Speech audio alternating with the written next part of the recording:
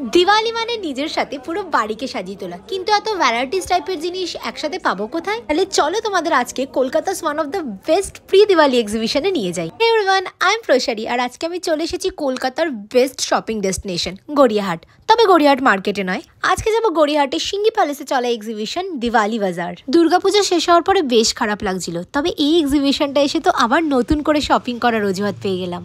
দিওয়ালি হোক বা দীপাবলি, প্রতি বছর এই সময়টা কিন্তু আমি বাড়ির জন্য ঘর সাজানোর জিনিস কেনা, সাথে অনেক অনেক প্রদীপ কিনতে খুব পছন্দ করি। আর এখানের মতন এত আলাদা আলাদা ধরনের আর ইউনিক টাইপের ডেকোরেশনের অপশন আমি কোথাও দেখিনি।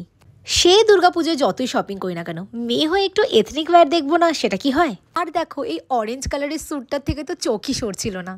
ইউ নো হোয়াট, এরকম সুন্দর সুন্দর গিফট বক্সেসগুলো না কাউকে দিতে ইচ্ছা করে না, মনে হয় যেন নিজেই রেখে দিই। আমার না এই এক্সিবিশনগুলোতে গিয়ে ঘুরে ঘুরে শপিং করতে সব থেকে বেশি ভালো লাগে।